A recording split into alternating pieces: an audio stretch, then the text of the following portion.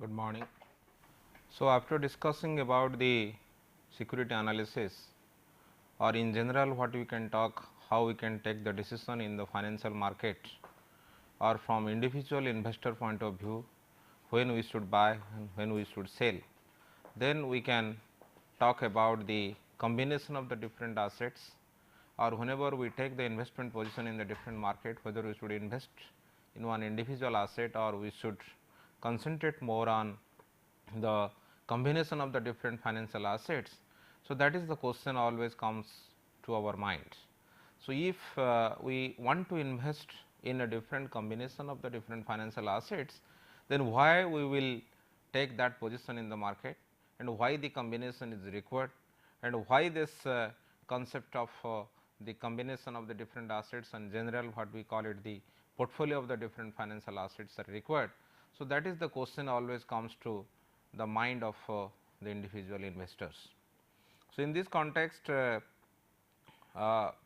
from this session onwards we will talk about the how generally we do the portfolio management and what kind of different strategies are there through which the portfolio can be constructed, and as well as we can also talk about the different theories who deals with the construction of the optimal portfolio in the different market situations.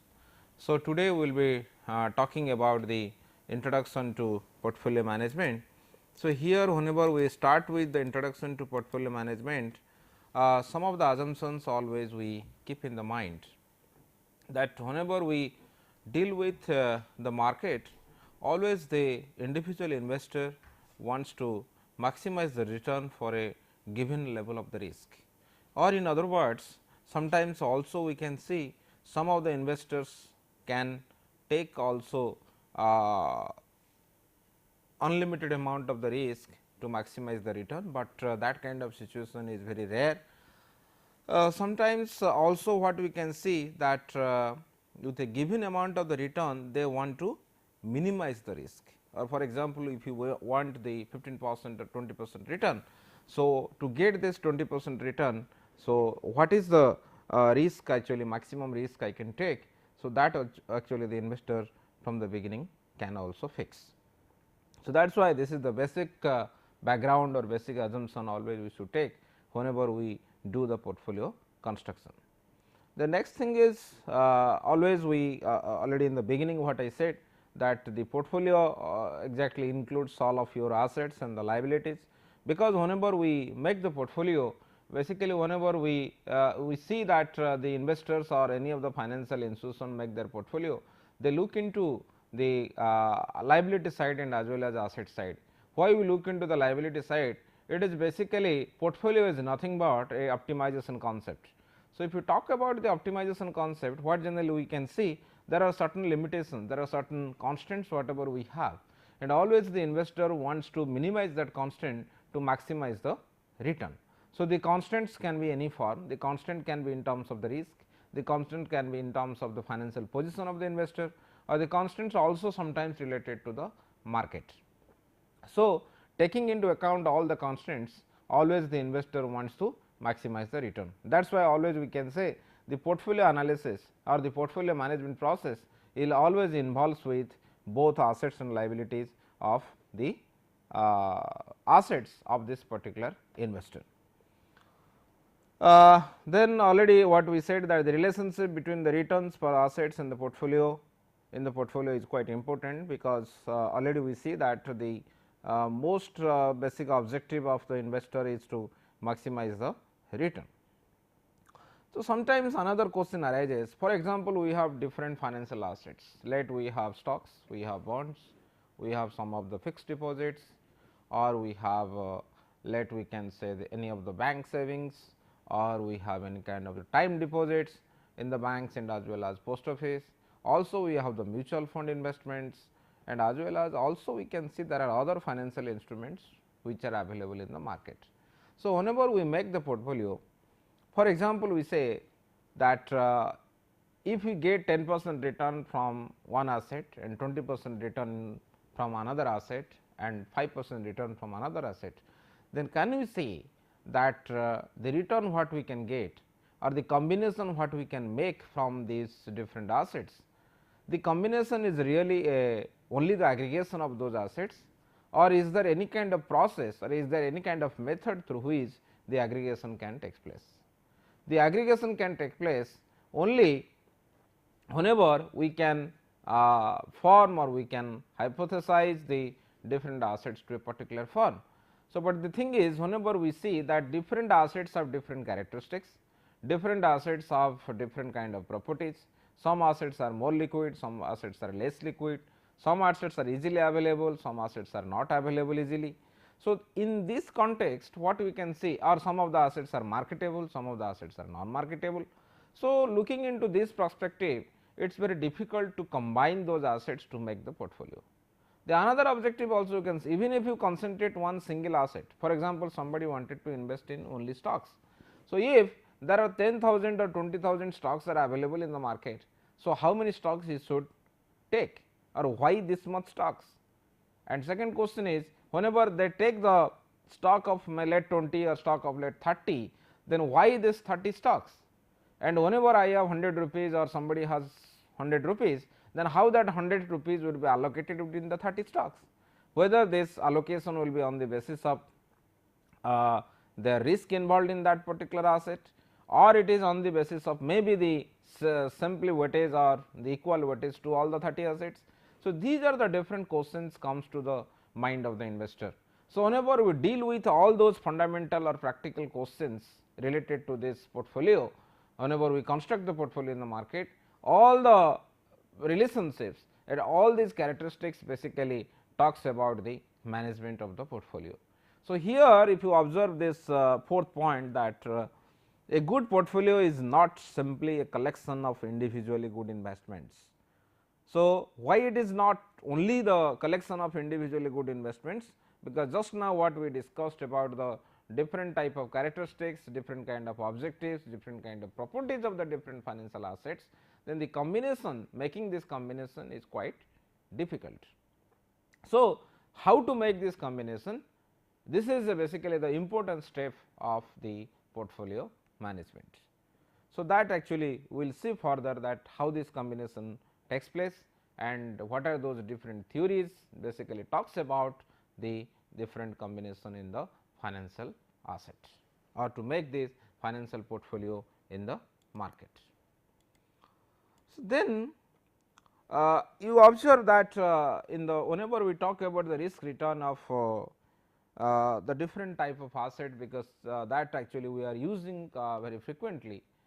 What we can see, that you observe that always whenever we make the portfolio or whenever we deal with any of the financial assets, the most important parameters basically what we always see, the important parameters are basically the risk and return.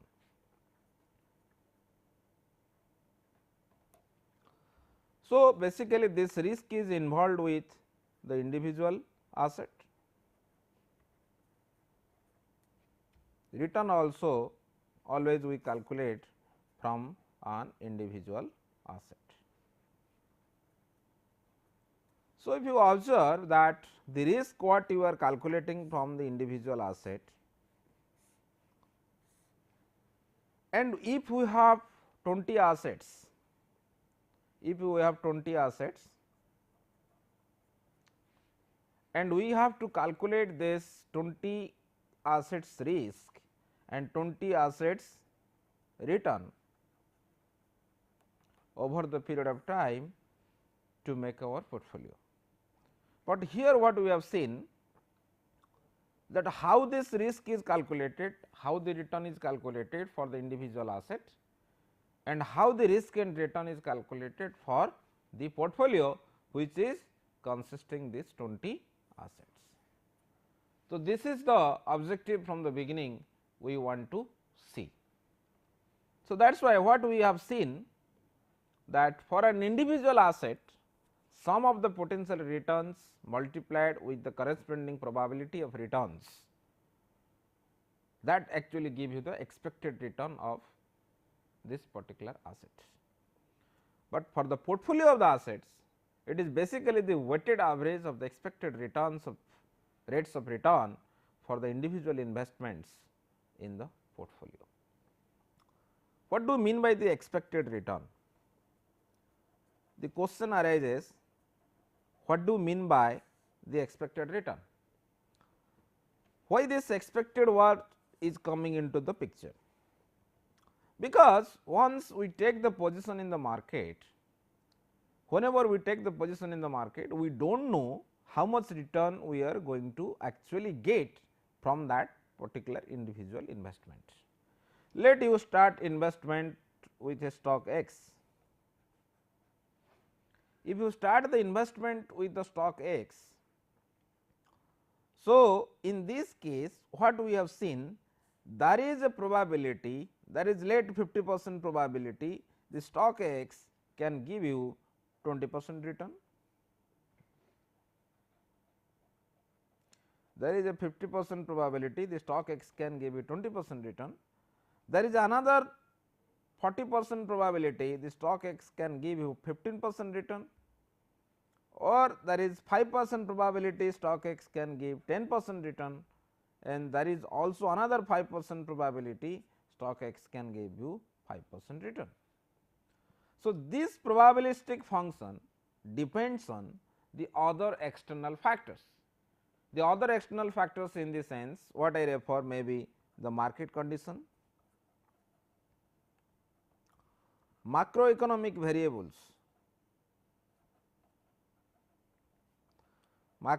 variables, which includes your inflation, GDP growth rate.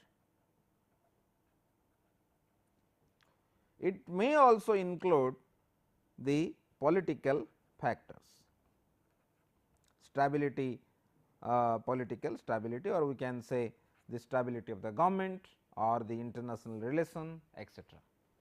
So, these factors will determine what is the probability of getting return from the individual stocks. So, on an average, if that particular investor wants to invest in the stock, the average return, expected return, what he is going to get from this 50%, 0.5 multiplied by 20%, then 0.4 multiplied by 15%, 0.5 multiplied by 10%, 0.05 multiplied by 5%. Plus, if you add all this, then maybe we can say the total or the average expected return from this individual stock in this particular period will be this much. So, this is basically what the concept of the expected return, what always we want to arrive or we want to get from an individual asset. But whenever we talk about the portfolio, the scenario will be little bit different. The scenario is, for example, we have 10 assets, 20 assets. So, out of the 100 rupees, what already I told you that out of the 100 rupees or 200 rupees, that how much money should be invested in stock 1, how much money should be invested in stock 2, and how much money should be invested in stock 3. These are the different problems or different weightage always we want to know. So, this is basically if you get the weightage and then you get the probability, then you get the return what you are expecting from that, then only the expected return of the portfolio can be calculated. You just see this. This is basically a computation of expected return for an individual risky investment, because already why it is risky investment, because we know that any of the assets which involves both risk and return, that we can call it a risky investment.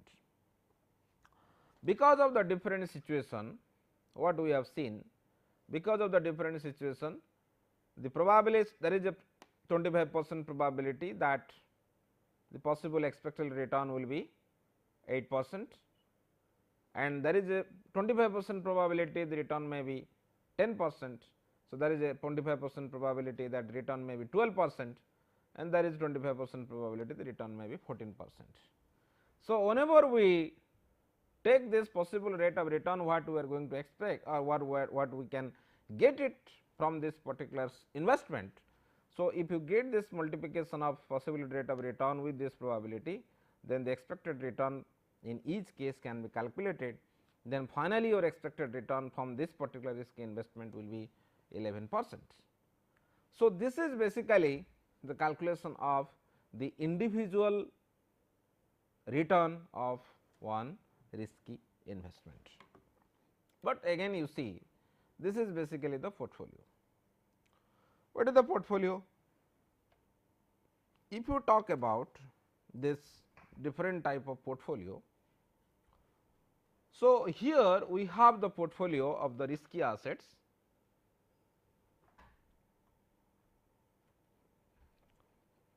So, what generally we have seen that this is the risky assets, risky portfolio whatever we have. Let the percentage of portfolio we have is 20% here, the expected return what we are getting 10%, then finally the expected portfolio return will be 2%, 0.2 multiplied by 0.1, that will give you the 0.02%.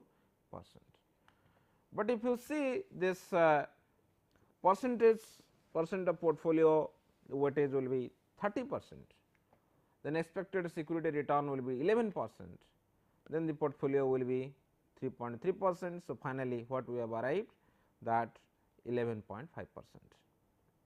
So, here what we can see that your W represents the weightage, R represents the expected return of the return for the asset 1.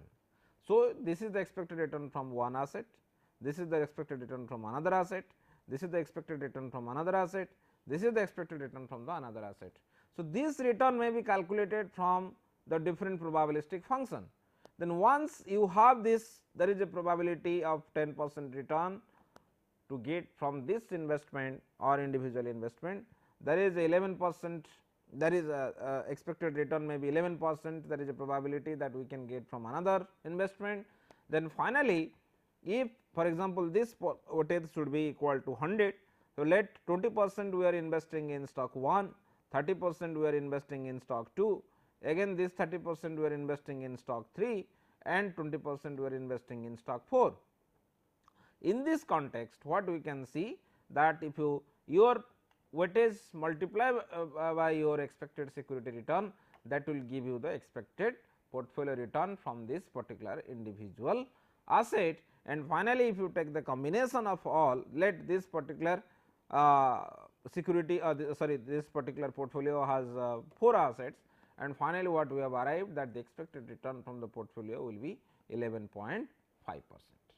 So, that is all what generally these are 2 steps. What in the first step what we have to do, you calculate the expected return of the security using this probabilistic function. Then once you can calculate the expected return of the security, then you assign that weightage, and in the gradual process we will find out that how this weightage will be assigned and how the weightage can be calculated for the individual asset in a particular portfolio. But once you if the weightage will be given to you in this case only for the calculation purpose, then what you can do, this weightage multiplied by the expected return, that will give you the expected portfolio return. Then finally, if you take the summation of these, then the expected return from the portfolio basically will be 11.5%. Then another thing, if you observe, this is basically this after discussing about the return of the individual's investment and as well as the return from the portfolio, then we should talk about the risk, how generally we can measure the risk and of this individual asset and as well as the risk of the individual portfolio. Here you just see how the risk can be measured. Hopefully, you must be knowing in various stages that there are various measures of the risk, but the easiest measures of the risk basically if you talk about the measures of risk, the risk can be measured in various ways. What are the different type of risk, actually we are not talking about here, I hope already this has been discussed before, but the measures of risk, the popular measure is the variance, and another measure is the root of the variance, the square root of the variance, that basically is nothing but the standard deviation. So, standard deviation is very quite popular measure. We can also use the covariance or the sometimes also use the coefficient of variation. So, there are various measures which are available to measure the risk. So, how generally this particular measures are calculated for a particular market? So, if you can calculate this variance, covariance or coefficient of variation etcetera or the standard deviation of this particular asset, and from this particular assets we can measure the variance of the return of this portfolio. So, that is why the first basic objective of the investor is to know that whenever he is expecting that I am going to get 10% return, or there is a 50% chance or 50% probability that I am going to get 10% return from this investment, then in this process he should also know how much risk he is taking. That risk is nothing but that is the variability of that particular return. So, what is the chance or what is the variation, what is the probability of getting this return of 10%, that basically is also decided by the how much risk he is going to face if he wants to invest in that particular asset. So, that is why what already I told you that variance is a measure of the variation of possible rates of return. Variance is a measure of the variation of possible rate of return from the expected rate of return. So, what you are expecting that this much return you are going to get, and what is the possible return or actual return we are getting. So, that variation between these two basically shows you the variance of that particular stock or particular investment whenever we take the position in the market. So, that is why the variance is nothing but the RI represents the possible rate of return or actual rate of return from the stock minus how much return you are expecting using this probabilistic function, square of this difference into the probability, how much probability of the variation is there. So, that basically or probability of happening this RI or the return from this particular investment, that basically will give you the variance. How generally it will be measured, that we can see later, but already I told you the standard deviation is the square root of the variance. The standard deviation is the square root of the variance. You just see this calculation how this variance and the standard deviation of the returns of an individual investment we can calculate. If you observe here that what generally we can see, if you observe here that this is your possible rate of return from this particular asset, this is the expected return what you are going to get using this probabilistic function. This is your difference between the actual return or the possible return minus the expected return, the square of this. This is the probability of getting this 11%, 11%. So, if you take this multiplication of RI or the possible return minus expected return, square of this possible return and expected return, then finally you can get this, and finally the total variance will be 0.0005. So, the variance of this particular individual asset with this probability of 25% chance of getting those returns, 25% chance is getting this return, 25% chance is getting this return, the 25% chance is getting this return etcetera. Then finally, what we can see that the variance will be 0.0005.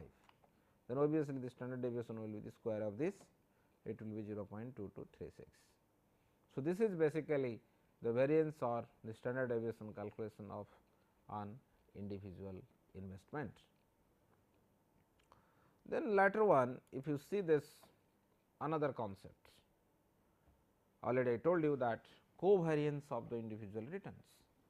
So, how we can calculate the covariance of the returns, or what do you mean by the covariance? The covariance is basically nothing but it is a measure of the degree to which two variables move together relative to their individual mean values over time. If you minutely observe this, it is basically shows with respect to or relative to the individual mean values of that particular return of the particular stock, how these two stock move together or how the two assets move together. So, that basically is nothing but, or we can define that one is the covariance of the returns of this particular two assets.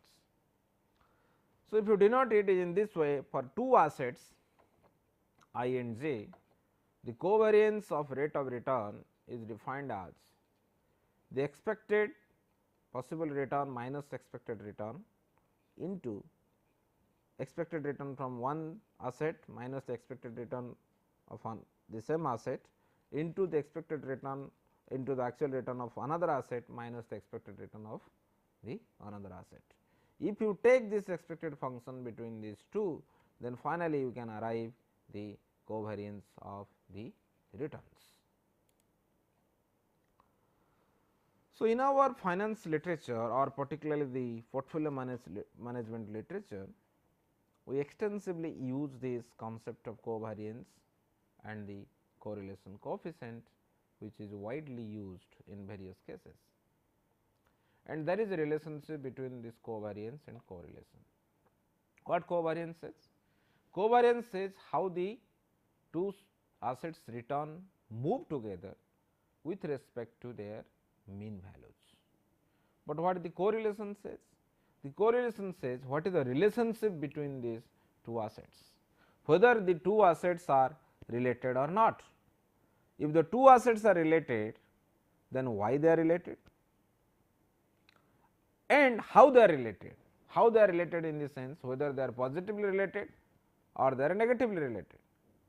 So, to know this correlation coefficient or correlation between the two assets, we have to use certain formula to find out this correlation. Hope you must have aware about this different formulas or different methods through which we can calculate the correlation coefficient. We have the Spearman correlation coefficient, we have the different type of correlation coefficient we generally calculate. So, basically the basic objective of the finance literature is to know what is the interpretation of correlation between these two assets. If the two assets correlation is negative, what does it mean? If the correlation coefficient between the two assets is positive, then what does it mean? So, that is the basic objective of the financial analyst, to know how these two stocks or two assets move. If they move in one direction, then definitely we can find a positive relationship, or if they are linearly related in a positive way, that means if we can say that the return between the two stocks or return between the two assets are linearly positively correlated, then what you can say that two stocks move in the same direction. So, that is why there is a relationship between the covariance and the correlation. So, what generally here sometimes instead of doing this in the literature, what generally finance literature, what generally we do, we always calculate the correlation coefficient by standardizing the covariance by the product of the individual standard deviations. That means, this is one of the ways through which the correlation coefficient can be calculated from the covariance term. So, what is the basic objective of doing this? The basic objective of doing this is that if the covariance will be known to you, that means which is basically nothing but how the very two stocks move together and with respect to their mean values, and basically if you know this risk involved in this particular two stocks, which is measured as standard deviation of one stock to multiplied by standard deviation of another stock, then we can come to know how these two stocks are related, whether they are positively related or they are negatively related. So, if you observe here, your Rij is nothing but the correlation coefficient of returns, and this one is the standard deviation of one asset, standard deviation of this particular returns, and this is the standard deviation of the return of another asset. So, if you have these two, then this has lot of implications or lot of use in the financial terms. How these two things will be used, that we will see later, but this is the way through which the relationship between the covariance and the correlation can be established. And what do we mean by this covariance and what do we mean by this correlation, that already we have discussed. That is why the correlation coefficient only in the range +1 to -1, already that we know, because a value of 1 would indicate the perfect positive correlation between the two assets. That means that the returns for the two assets move together in a completely linear manner, that already I told you. And a value of -1 would indicate perfect correlation, it means that this returns for the two assets have the same percentage movement, but in the opposite direction which we desire. That means, in general you just take the example in this case, you want to invest in the market, and if you have started the investment in the market, that generally what generally we do, we should take the position in the market in such a way that if we are losing in one stock, we should gain in another stock, or if we are losing in one asset, we should gain in another asset. So, how this particular compensatory, or we can say the compensating effect will work? This will work if there is no relationship, or we can say there is a perfect negative relationship between the two stocks. That means, if because of so and so factors, because of some external factors, if value of the one stock or the return for the one stock is going down, that means even if you are losing in the market, then if there is a negatively correlated stock we have in our kitty, then what will happen, that stock will definitely perform better in that particular time. So, if one stock is losing, another stock is gaining, then automatically the total risk or total loss what we are making in the market, that will be compensated. But if the two stocks are moving in the same direction or they are positively related, then what will happen, that if we are losing in one stock, definitely we will lose in another stock, or if we are gaining in one stock, then we are also gaining in another stock. So, to get this precautionary position, or to get a to take a precaution in the market, what generally the investors always do, the investor always trying to find out those stocks which are basically move in the opposite direction. If one stock value will incline, the one stock value will increase, then we should expect that the value of another stock should decline. So, there is an inclining trend of one stock and there is a declining trend in another stock. So, that basically will work as a compensatory effect in the market.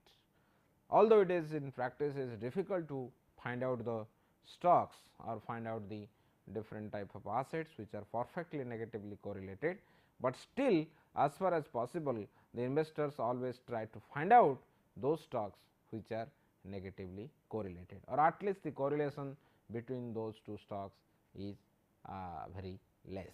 So, in this context what you can do, the return can be neutralized, or at least with a given amount of the risk we can maximize our return with other macroeconomic conditions. So, then if you observe that, coming back to this is basically what we talk about the individual assets or individual stocks or whatever individual financial assets which are available in the market. So, then coming back to your portfolio risk, what do you mean by this portfolio risk? It is basically what generally will happen, that for example, what we have seen, that you have two stocks, you have two stocks select x1 and x2, and your return you are getting from x1 is R1 and return you are getting from x2 is R2, and the basically the variance, and this is the weightage you are given in x1, this is the weightage you are given in x2. So, what generally, how if this data will be given to you, then how we can calculate,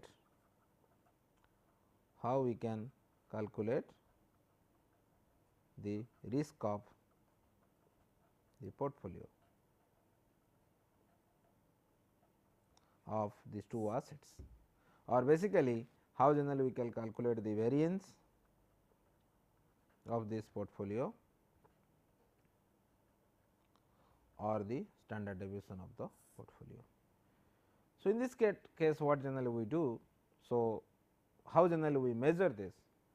The measurement of this risk or this portfolio is calculated as, or the risk of this particular portfolio is calculated as the variance of the portfolio is nothing but it is the W1 weightage what we are given for the first assets W1 square with the square of this, and the variance of R1, which is the return what we are getting from stock 1, or the variability of return what we are getting, plus W2 square and the variance of R2, then plus 2 covariance your R1 and R2 and into W1 and W2. So, this is basically the variance of two assets portfolio. The variance of two assets portfolio. So, here generally what we do, we calculate the variance of R1, we assign the weightage we have whatever we have for the stock 1 or the investment 1, we calculate the variance of R2, then also we decide what is the weightage we can give to the stock 2, then we have to calculate the covariance between R1 and R2, then finally, we have to calculate the variance of the portfolio. So, that is why what here I am trying to say, the variance of the individual stock or individual asset calculation is totally different from the variance calculation of the portfolio. So, here if you observe what we have taken. So, this is that is why the standard deviation of this portfolio. Wi generally represents the weights of the individual assets in the portfolio, where weights are determined by the proportion of value in the portfolio. Maybe there are other categories, but here if you can take also in this way. Then this is the variance rates of return for asset I, it is a generalized term whatever we have used, but if you have 3 assets, 4 assets, 5 assets does not matter, automatically the different terms will go on increasing in your equation. Then the covariance between I and j within the two investments, it is the covariance between the rates of return for asset I and j, and here already we know that the covariance is nothing but it is your correlation coefficient between the I and j. I is one asset, j is another asset, and this is the standard deviation of I, this is the standard deviation of the j. So, this is the way through which the portfolio risk is calculated in the market.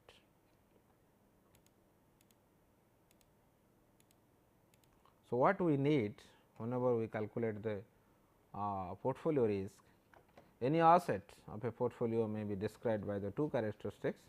One is your expected return and the expected standard deviation of the returns, already what we have seen in the previous calculation, and the correlation measured by the covariance affects the portfolio standard deviation, that already we have seen from the previous slides, that how the covariance and the correlation are related. Then also we have seen that the low correlation reduces portfolio risk while not affecting the expected return. If you observe this third point, low correlation reduces portfolio risk while not affecting the expected return, because the correlation is not related to expected return from individual stock. Correlation is not related to the expected return from the individual stock. So, therefore, what happens that even if, because once the correlation will be negative between the two assets. So, here if you just expand this equation, the variance of P is your W1 square, the variance of R1 plus W2 square, the variance of R2, and you expand this covariance term, that is the 2, your correlation between I between 1 and 2 and standard deviation of 1 into standard deviation of the 2 and W 1 into W 2. So, here what will happen if the R 1 2 will be negative. If R 1 2 will be negative, then what will happen? The term will be W 1 square, the variance R 1 plus W 2 square, the variance R 2 minus 2 minus 2. So, here this term will be minus, then R 1 2, the standard deviation 1 and standard deviation 2 and the W 1 and W 2. So, here in this case once this term will be minus, then what will happen, that automatically the total variance of the portfolio will go down. And why it will go down? Because from the total this term we have to deduct this term. So, once we deduction will be there, we are subtracting this variance W 1 square variance R 1 plus W square variance R 2, then automatically the total variance or total risk of this is the risk of the portfolio will go down if the correlation between these two stocks are negative. That is why what we can see that the low correlation reduces the portfolio risk while not affecting the expected return. Anyway, it is not affecting anything to return part. It is only in this variance term whenever it is deducting or it is subtracting this term, then automatically the total portfolio variance will be reduced. So, if you observe this example, so what we can see, we are combining different stocks with different returns and risk to calculate your portfolio risk. So, what generally we have seen here, if you see your this is your assets and basically this is the expected return, this is the expected return, this is the weightage, sorry there is some misalignment. So, here if this is your expected return, this is your expected return, this is your weightage, this is your variance and this is basically the standard deviation. This is basically the 0.07 is the standard deviation, and for 2 asset 2 this is your expected return, this is your weightage, this is your variance and this is your standard deviation. The 0.1 is the standard deviation. So, here what generally we can see that if we take this case that whenever for stock 1 we are getting expected return of 10%, putting the weightage of 50%, variance is 0.0049 and the standard deviation is 0.07.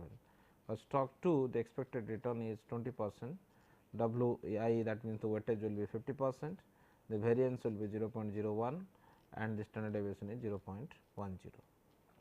So, there are various cases what we have taken, that case there are let we have taken 5 cases and the correlation coefficient between the two assets have been given.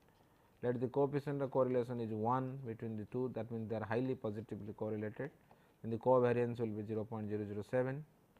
Then the for case B, let the correlation coefficient between 1 and 2 will be 0.5, then the covariance will be 0.0035. For C, the correlation coefficient is 0, then automatically the covariance 0. These are different hypothetical situation what we have taken.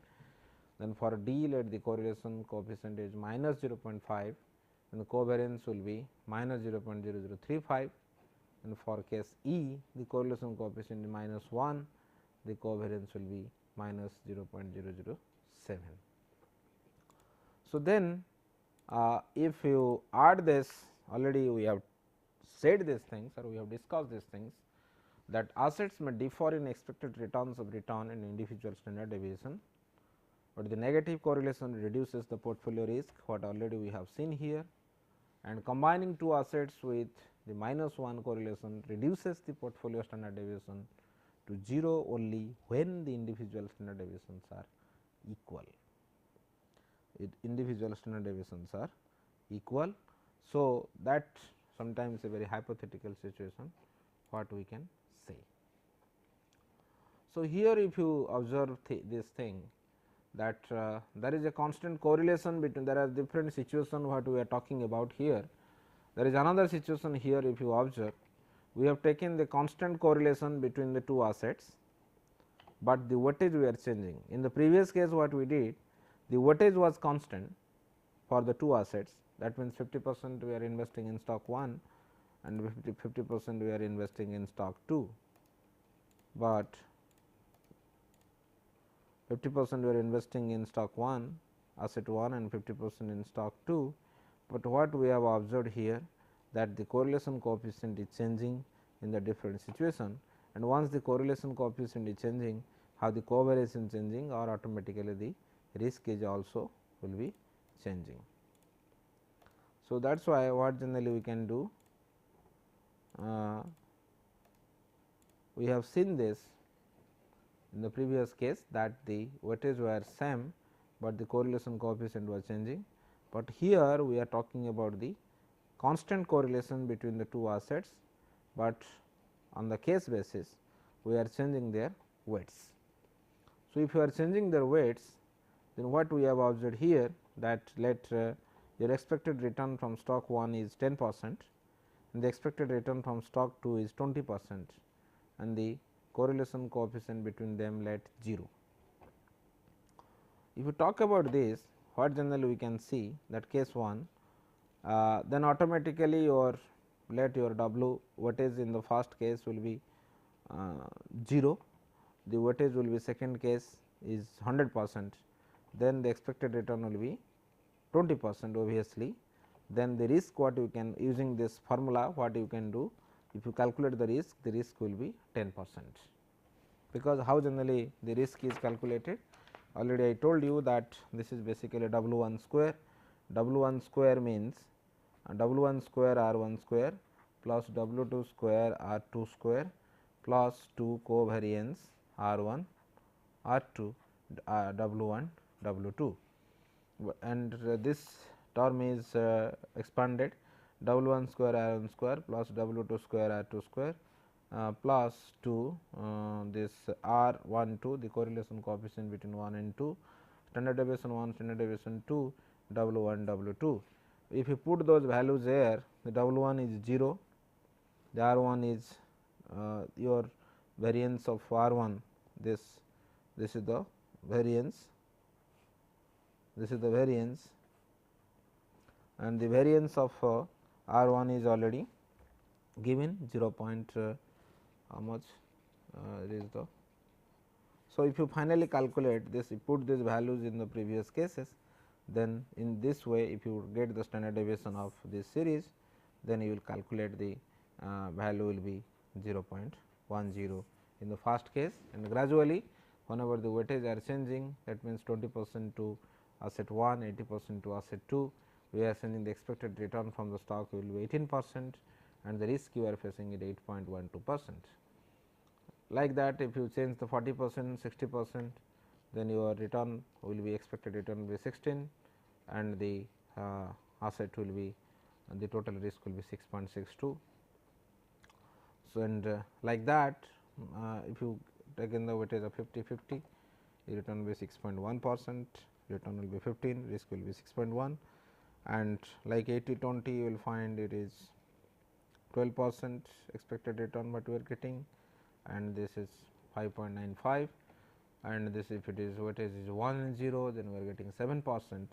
So, basically what we have seen that the risk involved in this particular process basically depends on the different combination of the assets whatever we have, but here in the beginning what I said that the hypothetical weightage what we are giving to the different assets, that basically talks about the or that basically decided the how much return we are going to get and how much risk we are going to get. So, the basic step of the portfolio management or the most important step of the portfolio management is to find out that how much weightage we should give to different assets. If you can decide this, there are various theories what in the other sessions we will talk about, but here already we have seen that this is the different step or this is the most important step basically always we should look into whenever we calculate the expected return and risk of that particular portfolio. Then if you plot this for the different weightage, then what you can see, this is your x axis represents your standard deviation, y axis represents your expected return from the stock. What we have seen that if you see this, if you assume that the correlation coefficient between them is highly positive let +1, then with two perfectly correlated assets, it is only possible to create a 2 asset portfolio with risk return along a line between either single asset.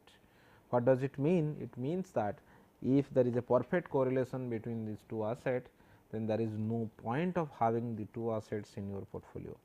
So, if you have only one asset in your portfolio, so that basically will solve your purpose, because automatically you are not going to minimize the risk in the market whenever you invest these two stocks in this particular portfolio. That is why if you find that the correlation coefficient between the two assets are highly positive, or we can say it is close to 1 or it is exactly equal to 1, then there is no need to take into account these two assets in your portfolio.